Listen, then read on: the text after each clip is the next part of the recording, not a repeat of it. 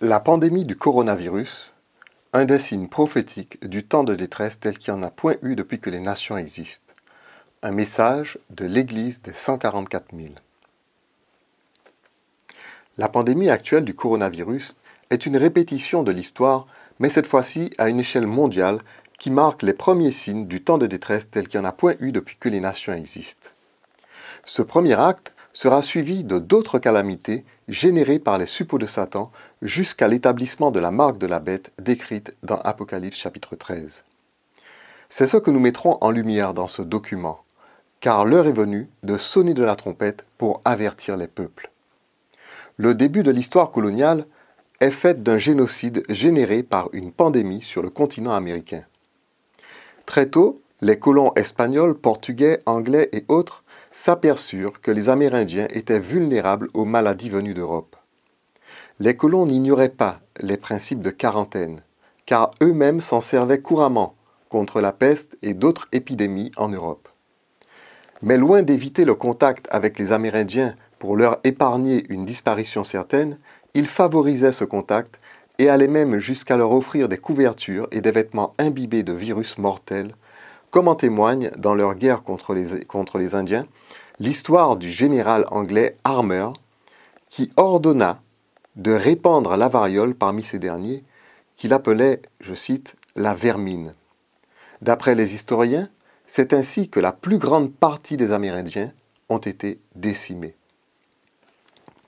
Plusieurs voix au sein de l'élite mondiale parlent depuis longtemps de la surpopulation terrestre et font des plans pour la faire diminuer.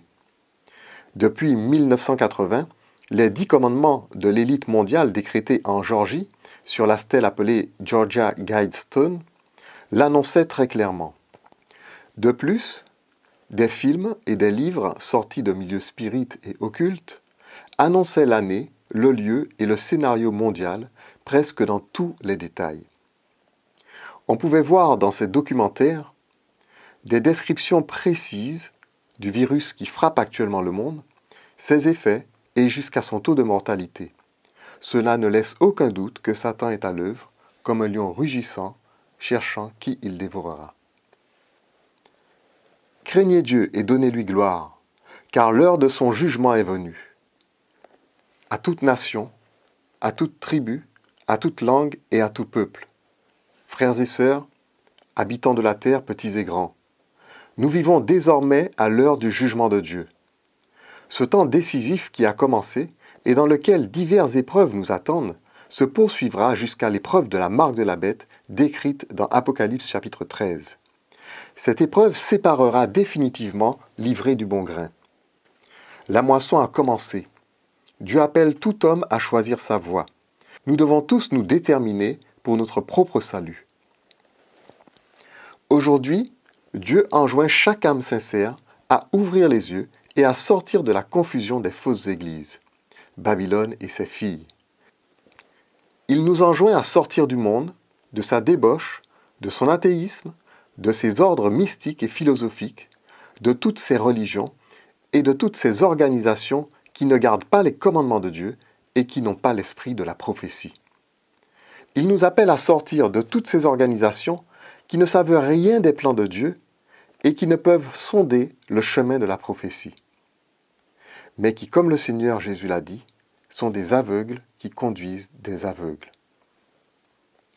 Dieu a confié la lumière pour notre temps à son épouse, décrite par l'Église de Philadelphie dans Apocalypse chapitre 3, versets 7 à 13. Philadelphie est l'épouse de l'agneau, c'est la nouvelle Jérusalem. Son épouse est encore décrite par les 144 000 qui ont le sceau du Dieu vivant sur leur front. Par les 2 témoins d'Apocalypse chapitre 11, versets 3 et 4, qui sont les 2 chandeliers et les 2 oliviers. Par le reste de la postérité de la femme, au chapitre 12, verset 17, qui gardent les commandements de Dieu et qui ont le témoignage de Jésus. Par les 3 anges d'Apocalypse 14, portant l'évangile éternel et proclamant les jugements de Dieu. Et par l'ange d'Apocalypse 18, qui éclaire la terre de sa gloire. Peut-être direz-vous, à quel signe connaîtrons-nous que l'heure du jugement de Dieu est vraiment arrivée ? Voilà la réponse qu'a donnée le Seigneur à son épouse, l'Église des 144 000. C'est toi qui leur serviras de signe. Tu seras un signe sur cette terre, comme Jonas en fut un pour Ninive, Ésaïe pour Israël et Ézéchiel pour les gens de son temps. Écoute donc, Josué, souverain sacrificateur, toi et tes compagnons qui sont assis devant toi, car ce sont des hommes qui serviront de signe. Zacharie 3, verset 8.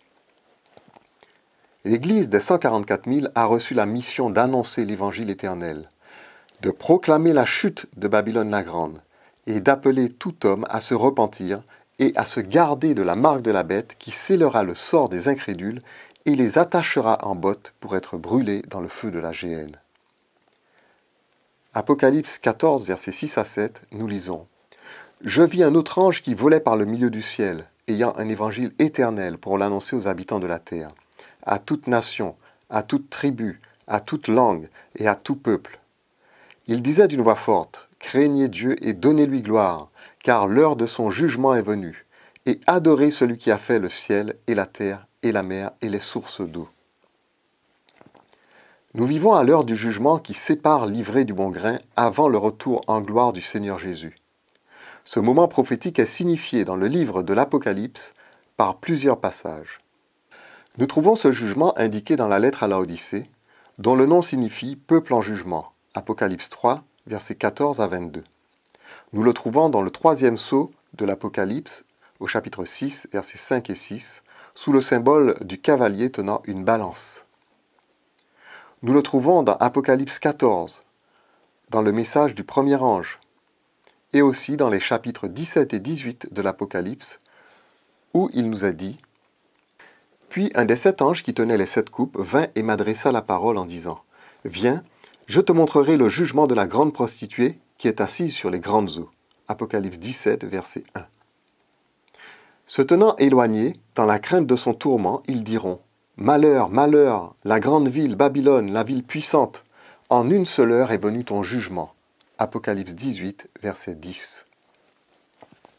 Le jugement qui s'accomplit en ce moment concerne en particulier Babylone la Grande, ainsi que tous ceux qui se soumettront à son autorité et qui prendront la marque de la bête, qu'il s'agisse des peuples, des rois des nations ou des marchands de la terre. C'est pourquoi le message des 3 anges d'Apocalypse 14, dont le premier ange évoque le jugement, nous parle également de la chute de Babylone et de la marque de la bête. Apocalypse 14, verset 8. Et un autre, un second ange suivit en disant « Elle est tombée Babylone la Grande, qui a abreuvé toutes les nations du vin de la fureur de son impudicité. » Apocalypse 14, versets 9 à 12. Et un autre, un troisième ange, les suivit en disant d'une voix forte « Si quelqu'un adore la bête et son image, et reçoit une marque sur son front ou sur sa main, il boira lui aussi du vin de la fureur de Dieu, versé sans mélange dans la coupe de sa colère. Et il sera tourmenté dans le feu et dans le soufre, devant les saints anges et devant l'agneau. Et la fumée de leur tourment monte au siècle des siècles. Et ils n'ont de repos ni jour ni nuit, ceux qui adorent la bête et son image, et quiconque reçoit la marque de son nom. C'est ici la persévérance des saints, qui gardent les commandements de Dieu et la foi de Jésus. C'est Babylone la Grande qui sera à l'origine de l'adoration de la bête et à l'origine de la marque de la bête, événements qui nous sont décrits dans Apocalypse chapitre 13. Que se passera-t-il avant que la porte de la grâce ne se ferme? Le livre de Zacharie le prophète nous en parle. Nous y lisons que Dieu livrera les habitants du monde à la méchanceté des faux bergers qu'ils se sont choisis. Zacharie 11, versets 4 à 6. Ainsi parle l'Éternel mon Dieu. Paie les brebis destinées à la boucherie. Ceux qui les achètent les égorgent impunément. Celui qui les vend dit « Béni soit l'Éternel, car je m'enrichis. » Et leurs pasteurs ne les épargnent pas. Car je n'ai plus de pitié pour les habitants du pays, dit l'Éternel, et voici, je livre les hommes aux mains les uns des autres et aux mains de leurs rois. Ils ravageront le pays, et je ne délivrerai pas de leurs mains.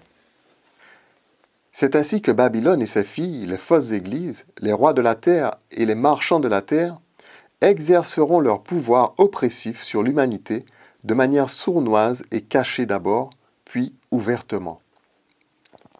Qui est Babylone la Grande? et comment pouvons-nous l'identifier? Le chapitre 18 d'Apocalypse nous le montre de manière évidente.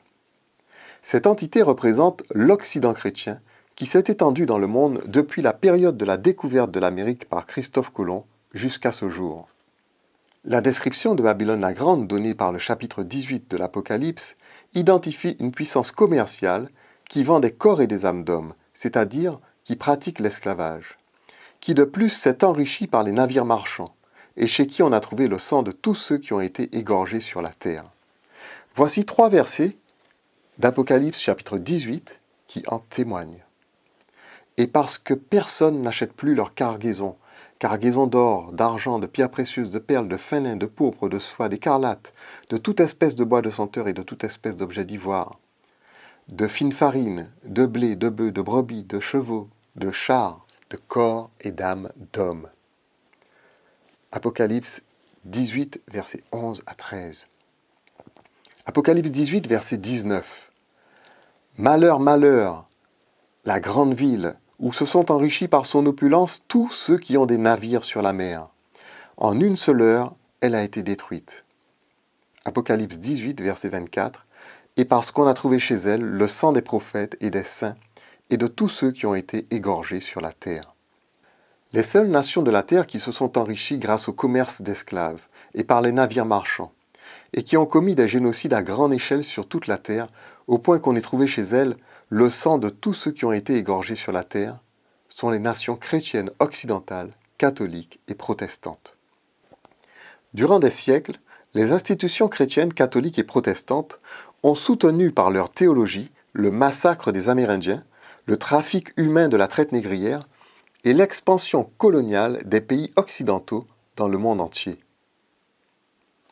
Bien que l'islam soit coupable de ces mêmes crimes et tombe sous le coup du même jugement que Babylone la Grande, ce n'est cependant pas l'islam qui est décrite dans le chapitre 18 de l'Apocalypse. La prophétie d'Apocalypse 18 identifie l'Occident chrétien qui seul s'est enrichi considérablement par les navires marchands, ce que l'on a appelé le commerce triangulaire, durant des siècles, et a décimé des continents entiers pour s'établir, ainsi qu'il a été fait en Amérique et en Australie. De plus, c'est bien l'Occident chrétien qui domine le monde aujourd'hui et qui impose sa volonté au reste de la terre. Ainsi, dans le jugement qui a commencé, Dieu livre les hommes entre les mains de Babylone la Grande et de ses complices, afin qu'elle donne libre cours à ses exactions, pour rendre manifestes ses œuvres aux yeux de tous, et la châtier ensuite avec tous ceux qui se seront réfugiés à son ombre. Jérémie chapitre 51, versets 20 à 24, nous lisons. « Tu as été pour moi un marteau, un instrument de guerre. J'ai brisé par toi des nations, par toi j'ai détruit des royaumes, par toi j'ai brisé le cheval et son cavalier, par toi j'ai brisé le char et celui qui était dessus, par toi j'ai brisé l'homme et la femme, par toi j'ai brisé le vieillard et l'enfant, par toi j'ai brisé le jeune homme et la jeune fille, par toi j'ai brisé le berger et son troupeau, par toi j'ai brisé le laboureur et ses bœufs, par toi j'ai brisé les gouverneurs et les chefs. Je rendrai à Babylone et à tous les habitants de la Chaldée tout le mal qu'ils ont fait à Sion, sous vos yeux, dit l'Éternel. » Ce passage qui concerne la Babylone antique s'applique aussi à Babylone la Grande de nos jours. Apocalypse 17, verset 6, décrit Babylone comme étant ivre du sang des saints et des témoins de Jésus, ce qui veut dire que le vin qui est dans sa coupe est un vin de violence. Apocalypse chapitre 7, verset 4. Elle tenait dans sa main une coupe d'or, remplie d'abominations et des impuretés de sa prostitution. Le message du 3e ange d'Apocalypse 14 nous parle du vin de la fureur de son impudicité. Apocalypse 14, verset 8. Et un second ange, suivit en disant « elle est tombée, Babylone la Grande, qui a abreuvé toutes les nations du vin de la fureur de son impudicité. » Le vin de Babylone représente ses œuvres. Elles sont signifiées par les mots « abomination » et « fureur » pour représenter sa violence, et par les mots « impureté » de sa prostitution et « impudicité » pour représenter ses compromis et ses alliances illicites avec les rois et les marchands de la terre. Son passé esclavagiste et colonial, décrit au chapitre 18, porte exactement le caractère de ce qui nous est montré dans sa coupe. C'est par un compromis entre la couronne d'Espagne, le pape et Christophe Colomb que commença la conquête du Nouveau Monde. C'est par un décret du pape Nicolas V, la bulle papale Dum Diversas, que la traite négrière prit son essor. C'est par les mots « Au nom du Dieu Tout-Puissant » que commence le préambule de la conférence de Berlin du 26 février 1885 en vue du partage de l'Afrique par les Européens. Notons aussi de même que des pasteurs protestants justifièrent l'esclavage pour conforter la conscience des protestants européens débarqués en Amérique. Cela est d'autant plus évident que le protestantisme américain s'est toujours accommodé de l'esclavage et même de la ségrégation qui perdura près de 100 ans durant dans la loi fédérale américaine après l'abolition de l'esclavage.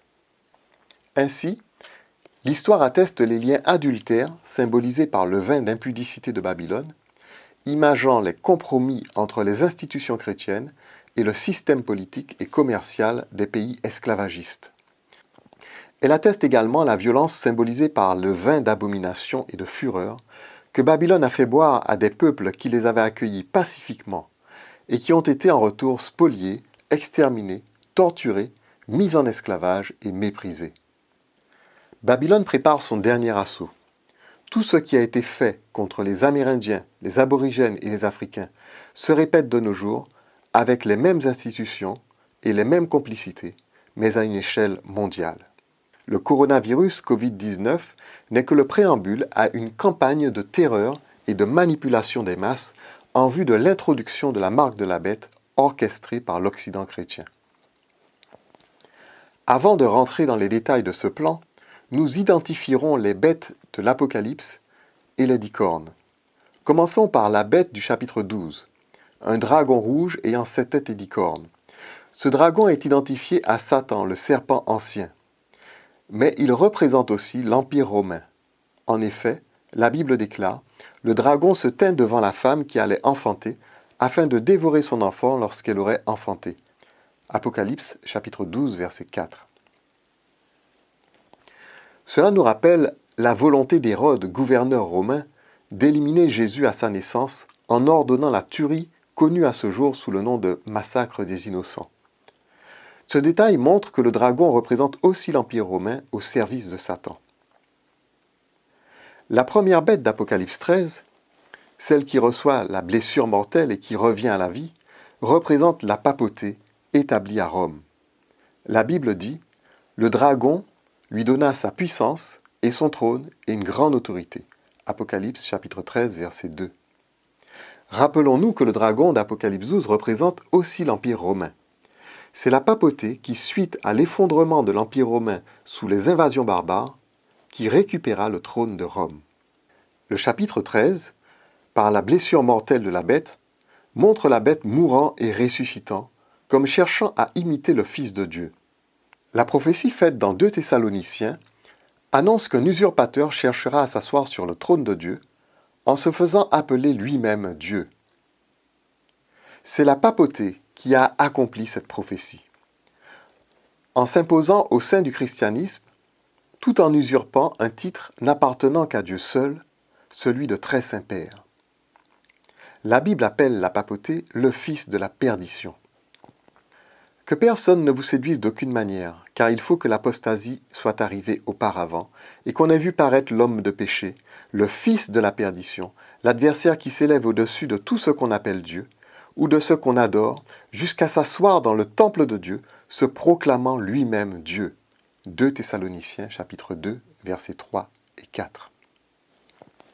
Le Seigneur Jésus a déclaré, dans Matthieu, chapitre 23, verset 9, « Et n'appelez personne sur la terre votre Père, car un seul est votre Père, celui qui est dans les cieux. » Ainsi, la papauté s'est assise sur le trône de Rome, qu'elle a hérité du dragon, l'Empire romain, et de plus, elle a usurpé le titre de Dieu le Père et la place de son Fils Jésus-Christ, ce qui est symbolisé par la blessure mortelle de la bête et sa guérison, qui cause l'admiration des habitants de la terre. La bête aux cornes semblables à celle d'un agneau qui parle comme un dragon représente l'Amérique protestante. Sous son apparence de christianisme se cache en réalité Satan. Ces prodiges séducteurs représentent le pentecôtisme, qui a pris racine dans tous les mouvements protestants. C'est pourquoi elle est appelée le faux prophète au chapitre 19 de l'Apocalypse. C'est ce faux christianisme qui convaincra les gens de prendre la marque de la bête en s'associant à la papauté. Ces prodiges séducteurs représentent le pentecôtisme qui a pris racine dans tous les mouvements protestants. C'est pourquoi elle est appelée le faux prophète au chapitre 19 de l'Apocalypse. C'est ce faux christianisme qui convaincra les gens de prendre la marque de la bête en s'associant à la papauté. Et la bête fut prise, et avec elle le faux prophète, qui avait fait devant elle les prodiges par lesquels il avait séduit ceux qui avaient pris la marque de la bête et adoré son image. Ils furent tous deux jetés vivants dans les temps ardents de feu et de soufre. Apocalypse 19, verset 20. La deuxième chose qui montre qu'il s'agit de l'Amérique protestante, c'est que ce pays est le leader de la technologie informatique. Une image de la bête qui parle, cela fait référence à l'ordinateur, qui est une véritable image taillée animée, celle du cerveau humain. Cette image est capable effectivement aujourd'hui de gérer le commerce mondial en connectant les hommes par une puce électronique implantée. Les 10 cornes représentent les nations d'Europe occidentale, de culture gréco-romaine. C'est pourquoi elles sont portées par la bête qui elle-même représente le catholicisme, héritier du trône de Rome. Ces trois entités, le dragon, la première bête et la bête aux cornes semblables à celles d'un agneau, forment une trinité satanique. Le dragon, qui est Satan, le père du mensonge, usurpe la place de Dieu. La bête, le fils de la perdition, qui est la papauté, usurpe la place du Fils de Dieu, Jésus-Christ. Et la bête aux cornes semblable à celle d'un agneau, qui est le faux prophète, l'Amérique protestante, usurpe la place du Saint-Esprit. La Bible montre que l'Occident chrétien, catholique et protestant s'unira pour dominer le monde et dominer les consciences. Le pacte d'éducation que veut établir la papauté est l'accomplissement de la vaste débauche annoncée au chapitre 17 et 18 de l'Apocalypse. Si Babylone n'avait jusqu'à ce jour pour fille que les églises protestantes, par un vaste plan d'œcuménisme, elle en a adopté de nombreux autres, en invitant les dirigeants religieux du monde entier à participer à son pacte d'éducation. Dans sa vaste débauche, elle a aussi invité les chefs d'État de toutes les nations et les grands financiers de ce monde, les marchands de la terre. Cela n'est pas sans nous rappeler le roi Nebuchadnezzar dans Daniel chapitre 3, rassemblant tous les grands de son époque et le peuple pour adorer une statue d'or haute de 60 coudées et large de 6 coudées. La similitude n'est pas loin quand on considère cette trame. D'autre part, le nombre 666 que l'on trouve dans l'Apocalypse, qui est celui de la bête, donne à la nouvelle idole une dimension supplémentaire à celle de Nebuchadnezzar, en ce sens que l'image de la bête de l'Apocalypse est animée et qu'elle parle. Vous êtes-vous posé la question, en quoi un pacte d'éducation peut-il avoir plus de valeur et plus d'efficacité que l'évangile éternel de notre Seigneur Jésus-Christ? Quel sermon éducatif peut-on donner qui soit plus grand que le sermon sur la montagne de notre Seigneur Jésus-Christ? En rappelant le caractère éternel de son évangile, par le message du premier ange d'Apocalypse 14, le Seigneur avertissait d'avance l'humanité qu'un usurpateur chercherait à évincer l'évangile du salut pour le remplacer par autre chose. C'est bien ce qu'entreprend en ce moment la papauté avec tous les grands de ce monde dans leur pacte d'éducation. Ils font comme si l'évangile de notre Seigneur Jésus-Christ était inadapté aux besoins de l'homme d'aujourd'hui et que certaines réformes doivent y être apportées. L'histoire nous révèle que la papauté est une habituée de ce genre de réforme. N'est-ce pas la papauté qui a changé le jour du repos et les fêtes de l'Éternel et donné une place aux images taillées dans les églises? Tout ceci en allant à l'encontre des commandements de Dieu qui sont clairs et explicites. Ajoutez à cela, l'Occident chrétien, ses prélats, ses pasteurs, ses chefs d'État sont passés maîtres dans l'usage de la violence et de la manipulation. On connaît le passé sombre du catholicisme, à travers l'Inquisition, la violence des nations catholiques et protestantes durant la période de l'esclavage et de la colonisation. Faits qui sont proches de nous dans le temps, et l'on pourrait même dire qui n'ont jamais cessé jusqu'à ce jour. Les œuvres de l'Occident chrétien sont manifestes. Combien d'assassinats de présidents africains? Combien de maladies répandues en Afrique pour diminuer sa population? Combien de femmes rendues stériles à leur insu? Autant de scandales vécus par les Noirs, tant dans les Antilles qu'en Amérique et en Afrique. Combien de litres d'alcool et de kilos de drogue distribués parmi les Amérindiens en Amérique et parmi les Aborigènes en Australie pour les faire disparaître? La liste serait longue pour montrer que les élites des peuples de l'Occident chrétien n'ont en fait jamais changé.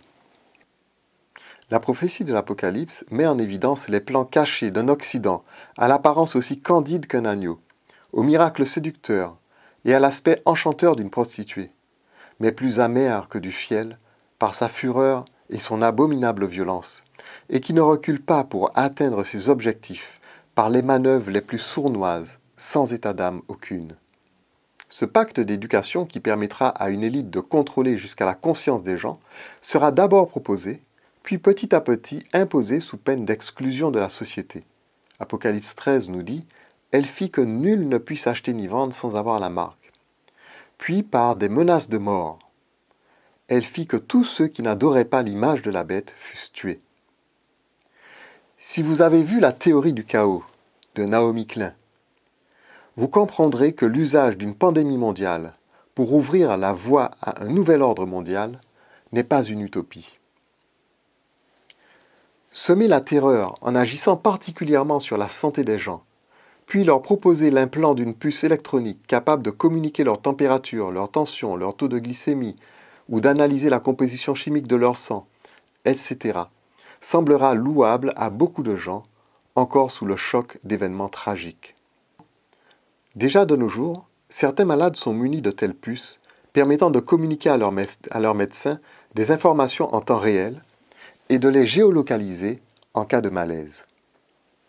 De tels implants seront aussi vantés pour faciliter les transactions commerciales, pour servir de carte d'identité et de passeport, mais elles permettront aussi de tout savoir sur vous, voire même de jouer dans votre corps à votre insu, et qui sait, vous éliminer si besoin est.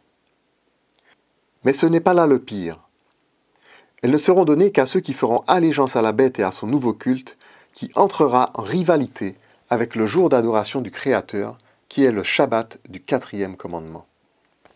C'est pourquoi le message du premier ange d'Apocalypse 14 ordonne à l'humanité d'adorer celui qui a fait le ciel, la terre, la mer et les sources d'eau, comme l'ordonne aussi le commandement du Shabbat dans Exode chapitre 20. Ajoutez à cela, le troisième ange d'Apocalypse 14 déclare « Ils n'ont de repos ni jour ni nuit ceux qui adorent la bête et son image, et quiconque reçoit la marque de son nom. » Un tel châtiment est à l'image du péché commis. S'ils sont privés de repos, c'est parce qu'ils ont transgressé le jour du repos de Dieu. C'est ce qu'enseigne en tout cas le chapitre 13 de l'Apocalypse. Apocalypse 13, versets 9 à 10. « Si quelqu'un a des oreilles, qu'il entende. Si quelqu'un mène en captivité, il ira en captivité. Si quelqu'un tue par l'épée, il faut qu'il soit tué par l'épée. C'est ici la persévérance et la foi des saints. » Cela suppose que ce pacte d'éducation contraindra l'humanité à la transgression du Shabbat et à l'exaltation du dimanche établi par l'empereur Constantin au IVe siècle de notre ère. Le protestantisme, qui prend fait et cause pour l'institution papale du dimanche, ne verra aucun inconvénient à entrer dans ce pacte qui confortera ces pratiques. La prophétie montre que le moment où ces choses prendront vraiment effet sera précédé d'une guerre qui amènera le roi du Nord à prendre possession de Jérusalem. Cette guerre est signifiée dans le livre de Matthieu, dans le prophète Daniel et dans l'Apocalypse. Matthieu chapitre 24, versets 15 et 16. C'est pourquoi, lorsque vous verrez l'abomination de la désolation dont a parlé le prophète Daniel établie en lieu saint, que celui qui lit fasse attention, alors que ceux qui seront en Judée fuient dans les montagnes. Remarquons que Jésus place cette guerre dans le temps de détresse tel qu'il n'y en a jamais eu. Matthieu 24, versets 20 à 21, Jésus nous dit « Priez pour que votre fuite n'arrive pas en hiver, ni un jour de Shabbat. Car alors la détresse sera si grande qu'il n'y en a point eu de pareil depuis le commencement du monde jusqu'à présent, et qu'il n'y en aura jamais. » Voici les paroles du prophète Daniel, auxquelles Jésus fait référence dans Matthieu 24. Daniel, chapitre 11, versets 44 et 45, et chapitre 12, versets 1 et 2. Des nouvelles de l'Orient et du Septentrion viendront l'effrayer, et il partira avec une grande fureur pour détruire et exterminer des multitudes. Il dressera les tentes de son palais entre les mers, vers la glorieuse et sainte montagne, puis il arrivera à sa fin, sans que personne lui soit en aide. En ce temps-là se lèvera Michaël, le grand chef, le défenseur des enfants de ton peuple. Et ce sera une époque de détresse telle qu'il n'y en a point eu de semblable depuis que les nations existent jusqu'à cette époque. En ce temps-là, ceux de ton peuple qui seront trouvés inscrits dans le livre seront sauvés. Plusieurs de ceux qui dorment dans la poussière de la terre se réveilleront, les uns pour la vie éternelle, les autres pour l'opprobre, pour la honte éternelle. Sous le symbole du roi du Nord, Daniel décrit l'Occident chrétien réagissant à des nouvelles de l'Est et du Nord, c'est-à-dire de la Chine et de la Russie, qui le feront partir pour exterminer des multitudes et s'établir à Jérusalem, appelée dans le texte la glorieuse et sainte montagne. Le chapitre 12 de l'Apocalypse situe cet événement dans le temps de détresse tel qu'il n'y en a point eu depuis que les nations existent, temps évoqué par Jésus dans Matthieu 24. Le livre de l'Apocalypse indique que ce temps de détresse durera 42 mois, soit 3 ans et demi. C'est aussi ce qu'évoque Daniel, chapitre 12.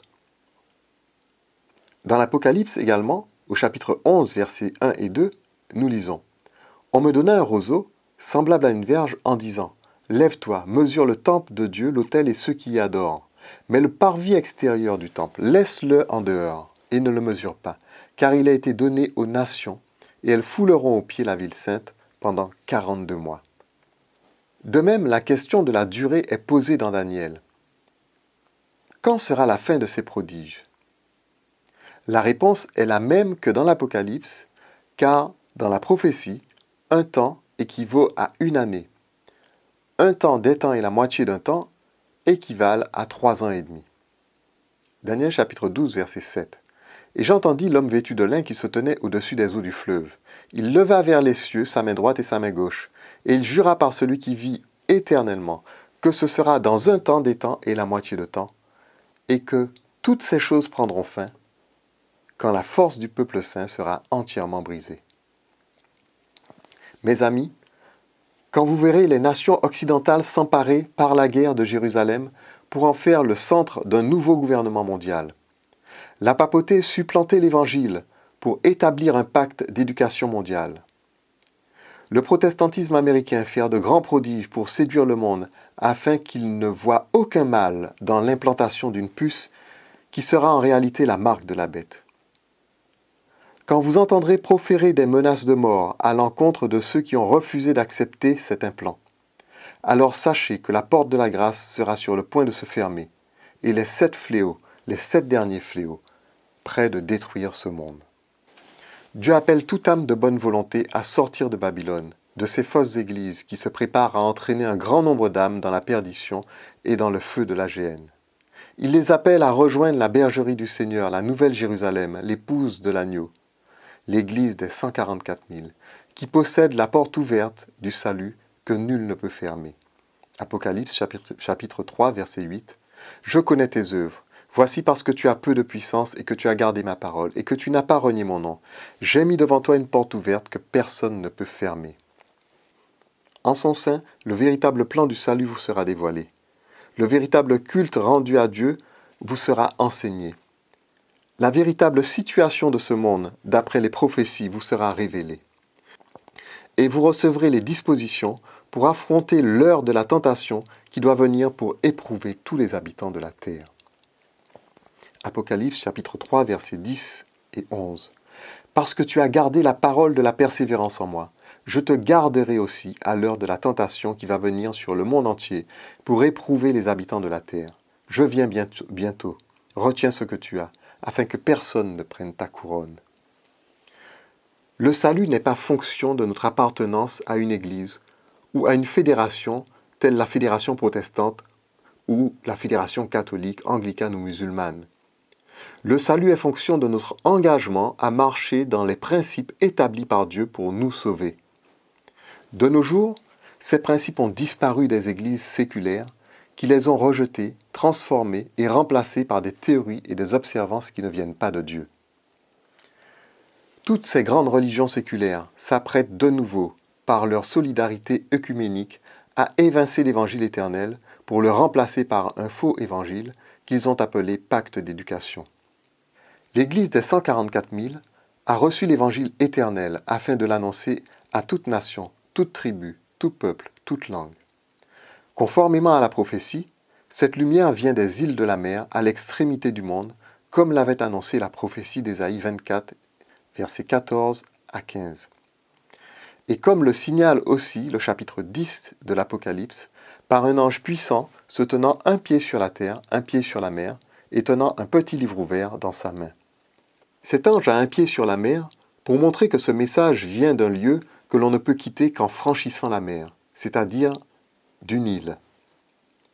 C'est une église noire, choisie parmi les descendants d'Africains, mis en esclavage, qui a été choisie comme épouse du grand roi et chargée de porter la lumière aux nations, comme l'indique le cantique des cantiques de Salomon.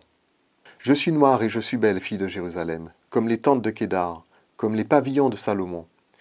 Ne me regardez pas ainsi parce que je suis noire, parce que le soleil m'a regardé. Les fils de ma mère se sont irrités contre moi. Ils m'ont faite gardienne des vignes. Ma vigne à moi, je ne l'ai pas gardée. Cantique des Cantiques, chapitre 1, versets 5 et 6. Qui est celle qui apparaît comme l'aurore, belle comme la lune, pure comme le soleil, mais terrible comme des troupes sous leur bannière? Cantique des Cantiques, chapitre 6, verset 10. Ces passages montrent que l'épouse de l'agneau sera une femme noire, brûlée par le soleil et mise en esclavage par ses frères. Le chapitre 6 du même livre montre qu'elle est porteuse d'une grande lumière. Le nombre 144 000 est un nombre symbolique qui montre que l'épouse de Christ a été choisie parmi les descendants d'Africains mis en esclavage 400 ans durant pendant l'ère chrétienne. 400 ans représentent 144 000 jours, car une année juive dure 360 jours. 400 ans multipliés par 360 jours égale 144 000 jours.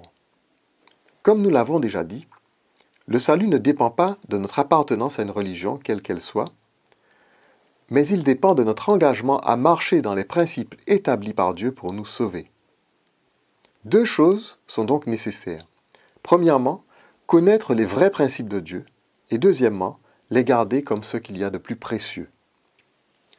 Ce sont les principes de la vérité dans nos cœurs qui nous donnent le statut de fils et de filles de Dieu et de membres de l'Église des 144 000.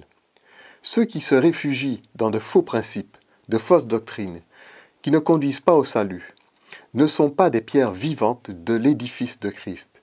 Ils n'ont pas trouvé la porte étroite, ils n'ont pas trouvé la salle des noces, ils n'ont pas trouvé la bergerie du Seigneur.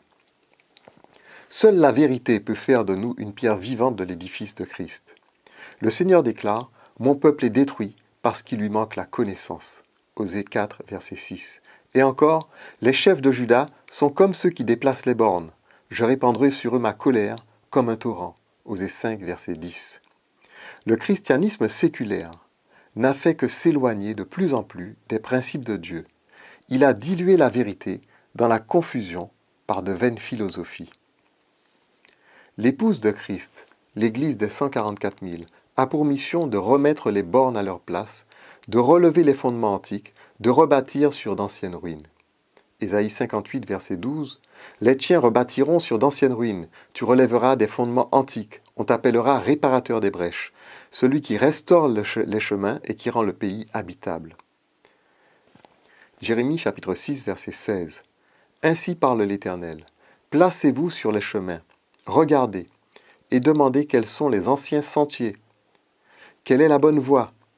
Marchez-y, et vous trouverez le repos pour vos âmes. » Mais ils répondirent, « Nous n'y marcherons pas. » Voici quelles sont les bornes déplacées, les fondements antiques et les anciens sentiers que Dieu a fait connaître à son épouse pour sa mission.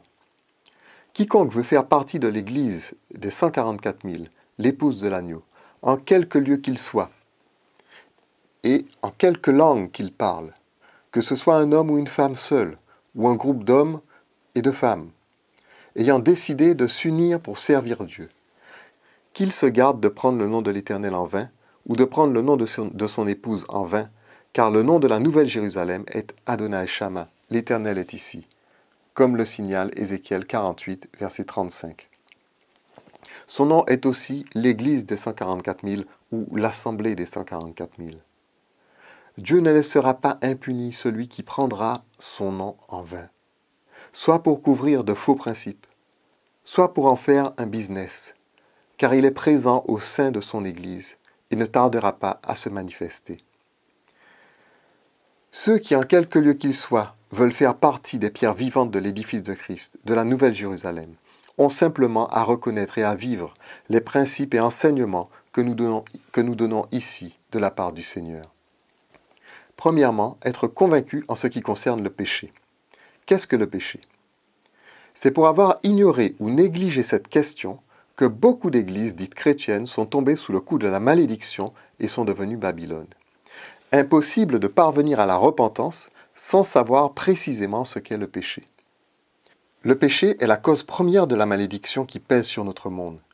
C'est le contentieux qu'il y a entre Dieu et les hommes. C'est à cause du péché que Dieu vient détruire la terre et ceux qui l'habitent. Dans Sophonie chapitre 1, versets 14 à 18, nous lisons « Le grand jour de l'Éternel est proche, il arrive en toute hâte. Le jour de l'Éternel fait entendre sa voix, et le héros pousse des cris amers. Ce jour est un jour de fureur, un jour de détresse et d'angoisse, un jour de ravage et de destruction, un jour de ténèbres et d'obscurité, un jour de nuées et de brouillard, un jour où retentiront la trompette et les cris de guerre, contre les villes fortes et les tours élevées. Je mettrai les hommes dans la détresse, et ils marcheront comme des aveugles, parce qu'ils ont péché contre l'Éternel. Je répandrai leur sang comme de la poussière et leur chair comme de l'ordure. Ni leur argent, ni leur or ne pourront les délivrer au jour de la fureur de l'Éternel. Par le feu de sa jalousie, tout le pays sera consumé, car il détruira soudain tous les habitants du pays.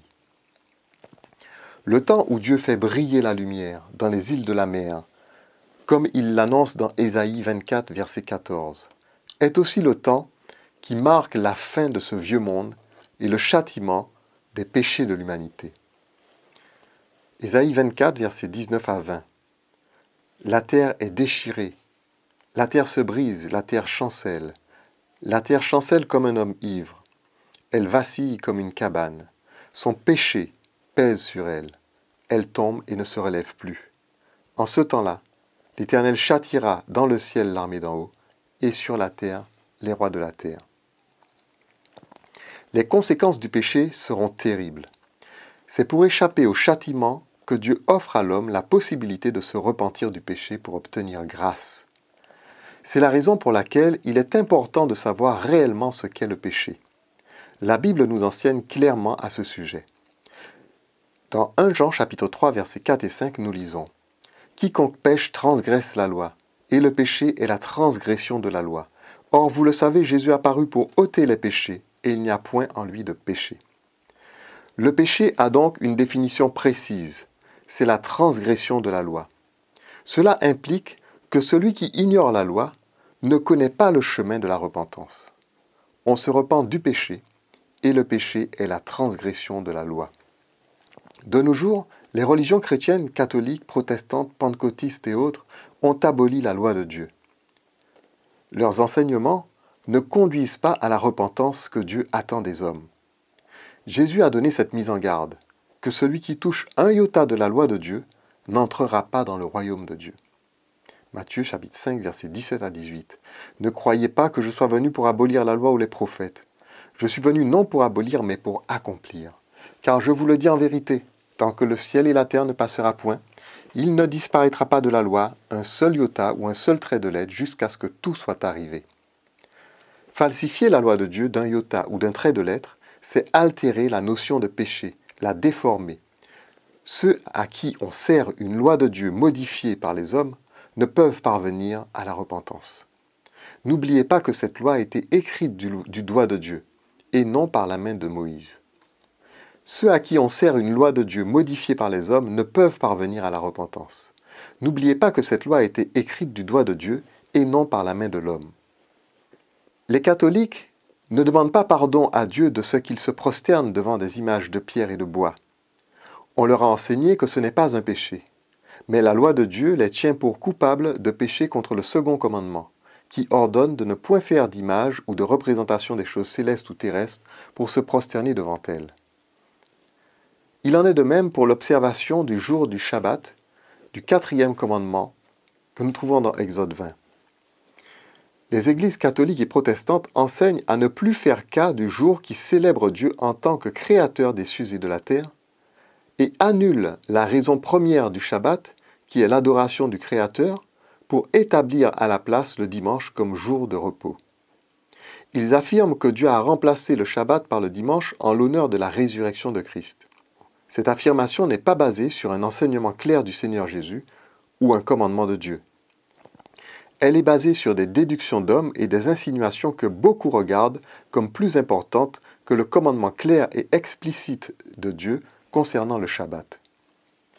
Là encore, ceux qui ont accepté de tels enseignements ne sentent pas le besoin de se repentir de leur transgression du Shabbat, et bien que ne célébrant plus Dieu en tant que Créateur, ils se croient justifiés et déchargés de leurs péchés. Mais le jour vient, et il est proche, où Dieu leur demandera de se placer en face des tables du témoignage gardées dans l'arche de l'Alliance. Et la loi de Dieu, encore appelée table du témoignage dans Exode 31, verset 18, témoignera contre eux qu'ils ne se sont jamais repentis de leurs péchés et n'ont jamais rendu à Dieu hommage en tant que créateur des cieux et de la terre. Le livre de l'Apocalypse montre qu'au jour du jugement, l'arche de l'Alliance contenant les tables de la loi apparaîtra. Apocalypse 11, versets 18 et 19. Les nations se sont irritées et ta colère est venue, et le temps est venu de juger les morts, de récompenser tes serviteurs les prophètes, les saints et ceux qui craignent ton nom, les petits et les grands, et de détruire ceux qui détruisent la terre. Et le temple de Dieu dans le ciel fut ouvert, et l'arche de son alliance apparut dans son temple. Dans Apocalypse 15, versets 4 et 5, nous lisons également « Qui ne craindrait, Seigneur, et ne glorifierait ton nom? Car seul tu es saint, et toutes les nations viendront et se prosterneront devant toi, parce que tes jugements ont été manifestés. Après cela, je regardai, et le temple du tabernacle du témoignage fut ouvert dans le ciel. » Ces deux passages sont formels. Au jour du jugement, l'arche de l'Alliance sera ouverte dans le ciel, et les tables du témoignage de la loi de Dieu témoigneront contre tous ceux qui ne se seront pas repentis de leurs péchés et n'auront pas, à cause de cela, reçu la grâce de Dieu. Que les faux bergers cessent de prendre le nom de Dieu et de Christ en vain pour prétendre qu'il a aboli la loi, ou le Shabbat, les fêtes et la nouvelle lune, que Dieu a donné à l'homme pour le célébrer. Qu'ils cessent de mentir au sujet de Paul, qui était un observateur du Shabbat, des fêtes et des commandements de Dieu, comme en témoigne le livre des Actes des Apôtres et les Épîtres. Paul exprime la vraie repentance en ces mots. Romains 3, verset 31. Anéantissons-nous donc la loi par la foi? Loin de là, au contraire, nous confirmons la loi. Romains 7, verset 12. La loi donc est sainte, et le commandement est saint, juste et bon. Ce qui est bon, a-t-il donc été pour moi une cause de mort? Loin de là. Mais c'est le péché, afin qu'il se manifestât comme péché en me donnant la mort par ce qui est bon, et que par le commandement il devint coupable au plus haut point. 1 Corinthiens chapitre 7, verset 19.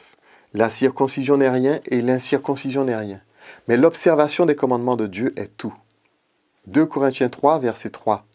Vous êtes manifestement une lettre de Christ écrite par notre ministère, non avec de l'encre, mais avec l'Esprit du Dieu vivant, non sur des tables de pierre, mais sur des tables de chair, sur les cœurs. La loi ne nous justifie pas. Elle nous ouvre les yeux sur les péchés dont nous devons nous repentir en vue d'être justifiés par le sang de la grâce et la miséricorde divine. Aucune grâce ni aucune justification ne sera accordée à ceux qui ont altéré la loi de Dieu, si peu que ce soit, rendant impossible du coup toute vraie repentance et empêchant aux pécheurs de recevoir la grâce de Dieu et le pardon de leurs péchés. Ceux qui méditent et observent la loi de Dieu seront éclairés par celle-ci sur de nombreux péchés qu'ils ne voyaient pas. Le premier commandement nous dit « Tu n'auras pas d'autre Dieu devant ma face ». Celui qui le comprend cessera d'adorer la Vierge Marie et de prier les saints et les anges. La Bible nous dit au sujet de Jésus: il n'y a de salut en aucun autre, car il n'y a sous le ciel aucun autre nom qui ait été donné parmi les hommes par lequel nous devions être sauvés. Acte 4, verset 12. 1 Timothée, chapitre 2, versets 5 et 6. Car il y a un seul Dieu, et aussi un seul médiateur entre Dieu et les hommes, Jésus-Christ homme, qui s'est donné lui-même en rançon pour tous. Celui qui médite le troisième commandement comprendra qu'on ne doit pas prendre le nom de Dieu en vain pour couvrir le péché, ce qui est le cas de nombreuses églises qui se disent chrétiennes et qui abolissent les commandements de Dieu et ses ordonnances. L'Épître aux Corinthiens nous dit: ne savez-vous pas que vous êtes le temple de Dieu et que l'Esprit de Dieu habite en vous? Si quelqu'un détruit le temple, Dieu le détruira, car le temple de Dieu est saint et c'est ce que vous êtes. 1 Corinthiens 3, versets 16 et 17. Combien de religions dites chrétiennes ignorent que le nom de Dieu est invoqué sur son temple, et que dans le temple de Dieu, il est interdit de faire entrer des animaux impurs. Ces fausses doctrines déclarent de nos jours que nous pouvons bénir ce que Dieu a qualifié d'abominable et mettre dans notre corps la chair des animaux impurs. Paul nous dit: car le temple de Dieu est saint et c'est ce que vous êtes. C'est aussi le langage du Lévitique, qui nous met en garde contre la consommation d'animaux impurs. Lévitique 11, versets 43 et 44. Ne rendez point vos personnes abominables par tous ces reptiles qui rampent. Ne vous rendez point impurs par eux. Ne vous souillez point par eux, car je suis l'Éternel votre Dieu. Vous vous sanctifierez et vous serez saints, car je suis saint. Et vous ne vous rendrez point impurs par tous ces reptiles qui rampent sur la terre. Celui qui médite sur le commandement du Shabbat comprendra que ce commandement nous ordonne la reconnaissance envers Dieu. Ainsi, transgresser une fête, une nouvelle lune ou un Shabbat, qui tous sont des hommages rendus à Dieu pour ses dons merveilleux, est un péché. Chaque fête célèbre un don de Dieu pour notre rédemption, tout comme le Shabbat célèbre la création. Et à ce titre, est comparable au don de la vie et de la création que Dieu nous a fait. Célébrer les fêtes, c'est rendre hommage au Créateur et l'adorer pour ses bienfaits. Par exemple, la Bible dit: Christ, notre Pâque, a été immolé. Le sacrifice de Christ à Pâques est pour nous un événement de la plus haute importance, car il nous sauve du péché et de la mort, d'où l'importance de célébrer la Pâque pour rendre hommage à Dieu. La toute première fête de la dispensation chrétienne qui fut célébrée a été la Pâque. C'est durant cette Pâque que Christ a pris soin d'établir un rituel, un nouveau rituel différent de celui des Juifs, qui est la Sainte Seine. La fête de Pâques et des pains sans levain célèbre à la fois la mort et la résurrection de Christ. Résurrection représentée par le jour des prémices, où la première gerbe de la moisson est présentée. Il n'est donc pas besoin d'établir le dimanche pour célébrer la résurrection de Jésus. 1 Corinthiens chapitre 15, versets 20 et 21. Mais maintenant, Christ est ressuscité des morts. Il est les prémices de ceux qui sont morts. Car puisque la mort est venue par un homme, c'est aussi par un homme qu'est venue la résurrection des morts. Celui qui médite sur le 5e commandement: honore ton père et ta mère, afin que tes jours se prolongent dans le séjour que l'Éternel ton Dieu te donne, verra que ce commandement ne concerne pas seulement nos parents biologiques. En effet, Jésus appelle Dieu notre Père, et la terre est la matrice d'où nous avons été tirés. Ce commandement nous enjoint à prendre soin de la nature que Dieu nous a confiée. Si nous veillons à ce que la terre, l'eau et l'air ne soient pas souillés, pollués, alors notre vie sera plus longue. De même, si nous honorons Dieu notre Père, il nous donnera la vie éternelle.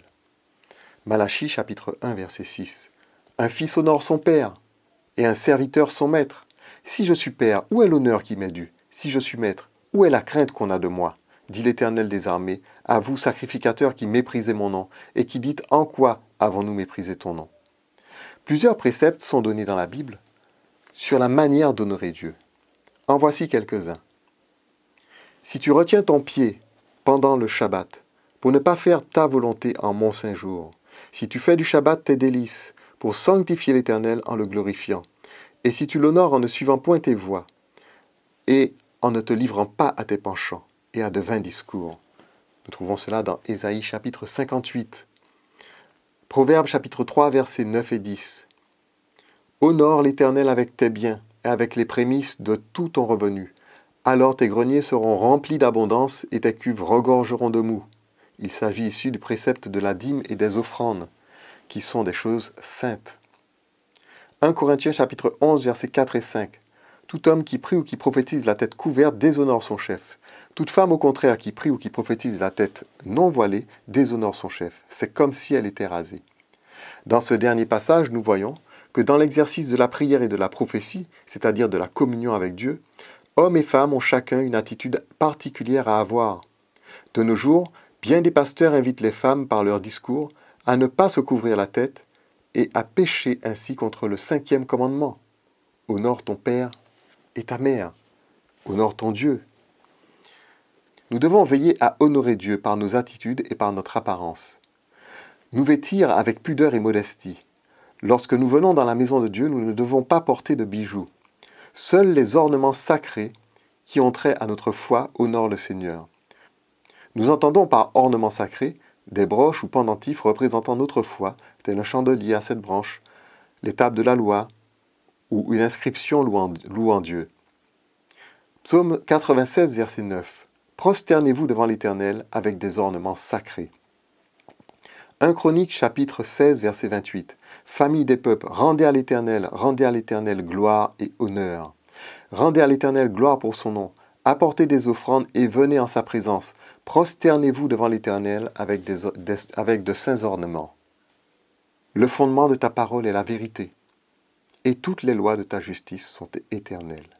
Psaume 119, verset 160. Combien j'aime ta loi! Elle est tout le jour l'objet de ma méditation. Tes commandements me rendent plus sage que mes ennemis, car je les ai toujours avec moi. Je suis plus instruit que tous mes maîtres, car tes préceptes sont l'objet de ma méditation. J'ai plus d'intelligence que les vieillards, car j'observe tes ordonnances. Psaume 119, versets 97 à 100. Ainsi, celui qui a compris que le salaire du péché c'est la mort, et que le péché c'est la transgression de la loi de Dieu, sera à même de connaître la vraie repentance. Mais la repentance ne nous sauve pas si nous ignorons celui qui a donné sa vie pour nous en sacrifice. Romains 6, verset 23. Car le salaire du péché, c'est la mort, mais le don gratuit de Dieu, c'est la vie éternelle en Jésus-Christ notre Seigneur. Dieu a offert son Fils en sacrifice pour nos péchés, comme un agneau pur et sans défaut. En effet, Jésus était sans péché, c'est-à-dire égal à la loi contre laquelle nous avons péché. Psaume 40, versets 7 à 9. Tu ne désires ni sacrifice ni offrande, tu m'as ouvert les oreilles. Tu ne demandes ni holocauste ni victime expiatoire. Alors je dis, voici, je viens, avec le rouleau du livre écrit pour moi. Je veux faire ta volonté, mon Dieu, et ta loi est au fond de mon cœur. Tel était Jésus parmi nous sur terre. Il avait la loi de Dieu au fond de son cœur.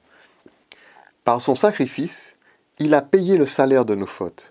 Il a pris sur lui nos péchés, afin de nous justifier et de mettre sa loi dans nos cœurs.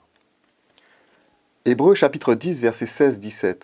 Voici l'alliance que je ferai avec eux après ces jours-là, dit le Seigneur. Je mettrai mes lois dans leur cœur et je les écrirai dans leur esprit. Il ajoute, et je ne me souviendrai plus de leurs péchés ni de leurs iniquités.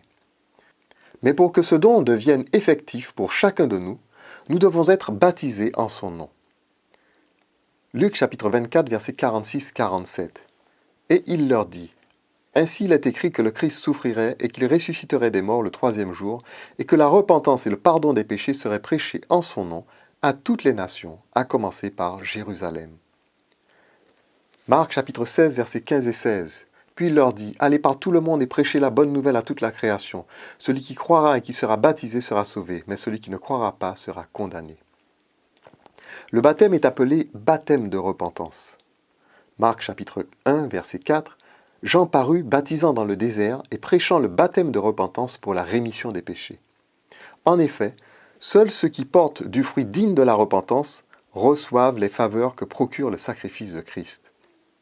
Romains chapitre 6, versets 3 et 4. Ignorez-vous que nous tous qui avons été baptisés en Jésus-Christ, c'est en sa mort que nous avons été baptisés? Nous avons donc été ensevelis avec lui par le baptême en sa mort, afin que comme Christ est ressuscité des morts par la gloire du Père, de même nous aussi, nous marchions en nouveauté de vie. C'est par ce baptême que nous recevons le pardon des péchés et la vie éternelle, et que nous sommes en communion avec le Saint-Esprit qui nous guide, nous instruit et nous transforme. Dans une dispute sur le baptême à Corinthe, Paul a montré que ce n'est pas celui qui baptise qui a de l'importance, mais ce qui a de l'importance, c'est la repentance de celui qui est baptisé et celui au nom duquel il est baptisé, à savoir Christ. Christ est-il divisé? Paul a-t-il été crucifié pour vous? Ou est-ce au nom de Paul que vous avez été baptisés? 1 Corinthiens chapitre 1, verset 13. Cela montre que tout disciple de Jésus peut baptiser, car ce qui compte pour le baptême, c'est surtout la repentance et la confession de foi de celui qui s'engage. Jean chapitre 4, verset 2. Toutefois, Jésus ne baptisait pas lui-même, mais c'étaient ses disciples. Le mot baptême signifie immersion. Il ne s'agit donc pas d'une aspersion. Dans l'église des 144 000, nous baptisons les repentants en disant « Frère ou sœur un tel, sois baptisé au nom du Père, du Fils et du Saint-Esprit. » Ainsi que cela est écrit dans Matthieu chapitre 28, verset 19. Si un fidèle veut être baptisé avec toute sa maison, nous le baptisons avec toute sa famille, du plus petit au plus grand, comme ce fut le cas du geôlier et de Lydie dans Actes des Apôtres. Acte 16, verset 32-33. Et ils lui annoncèrent la parole du Seigneur, ainsi qu'à tous ceux qui étaient dans sa maison. Il les prit avec lui, et à cette heure même de la nuit, il lava leurs plaies, et aussitôt, il fut baptisé, lui et tous les siens. Acte 16, verset 15. Lorsqu'elle eut été baptisée avec sa famille, elle nous fit cette demande. Si vous me jugez fidèle au Seigneur, entrez dans ma maison et demeurez-y. Et elle nous pressa par ses instances. Une fois baptisé, le disciple de Christ n'ignore pas que nous sommes d'une nature pécheresse. Il doit s'efforcer de vivre en communion avec le Saint-Esprit en marchant selon la loi de Dieu. Chaque jour, il doit, matin et soir, dans son culte personnel, confesser ses péchés à Dieu dans une sincère repentance et ne pas manquer de demander pardon à ceux qu'il a offensés, ainsi que de pardonner à ceux qui l'ont offensé. Deux actes qui nous assurent la faveur de Dieu. Il doit veiller et prier pour ne pas tomber en tentation. Il doit aussi prendre part au culte établi par Dieu, dans le Shabbat, les nouvelles lunes et les fêtes. Ce culte consiste dans le lavement des pieds et la Sainte Seine, que Jésus a établi comme nouveau rituel en lieu et place du rituel juif. Dans l'Ancien Testament, l'Holocauste et le sacrifice d'action de grâce accompagnaient toutes les cérémonies, toutes les célébrations, les Shabbats, les nouvelles lunes et les fêtes. L'Holocauste représente le sacrifice de Jésus sur la croix. Toutes les fois où nous offrons un culte à Dieu, notre avocat présente ses mains percées à son Père en notre faveur. Mais avant de mourir sur la croix, Jésus avait déjà offert une première fois son corps dans la Sainte Seine comme un sacrifice d'action de grâce. 1 Corinthiens chapitre 11 versets 23 à 26. « Car j'ai reçu du Seigneur ce que je vous ai enseigné, c'est que le Seigneur Jésus, dans la nuit où il fut livré, prit du pain et après avoir rendu grâce, le rompit et dit, « Ceci est mon corps qui est rompu pour vous. Faites ceci en mémoire de moi. » De même, après avoir soupé, il prit la coupe et dit, « Cette coupe est la nouvelle alliance en mon sang. Faites ceci en mémoire de moi toutes les fois que vous en boirez. Car toutes les fois que vous mangez de ce pain et que vous buvez cette coupe, vous annoncez la mort du Seigneur jusqu'à ce qu'il vienne. » Lorsque nous lisons les 5 premiers chapitres du Lévitique, nous comprenons la différence entre l'Holocauste et le sacrifice d'action de grâce. La Sainte Seine représente le sacrifice d'action de grâce, seul sacrifice qui pouvait être mangé par l'assistance. Une partie du sacrifice d'action de grâce était brûlée sur l'autel, une autre était mangée par le sacrificateur et une autre par la famille qui l'offrait. C'est ainsi que Jésus donna son corps à manger aux apôtres dans la Sainte Seine en disant « Faites ceci en mémoire de moi ». Mais avant de partager la Sainte Seine, Jésus lava les pieds de ses disciples en leur disant « Je vous ai donné un exemple afin que vous fassiez comme je vous ai fait. » Les Juifs aussi, avant de se rendre au sacrifice, devaient passer par les bains rituels qui se trouvaient aux abords de l'esplanade du temple. Les bains rituels étaient aussi symbolisés par la cuve d'airain dans le sanctuaire de Moïse et de Salomon. C'est là une image du baptême. Le lavement des pieds est une image du baptême, en même temps qu'un geste d'accueil mutuel, de convivialité, d'invitation à la table du Seigneur et dans la maison de Dieu. De nos jours, plus aucune église ne pratique la Sainte Seine comme elle devrait se faire, c'est-à-dire à chaque culte, et en s'appliquant tant au lavement des pieds qu'au partage du pain et du vin.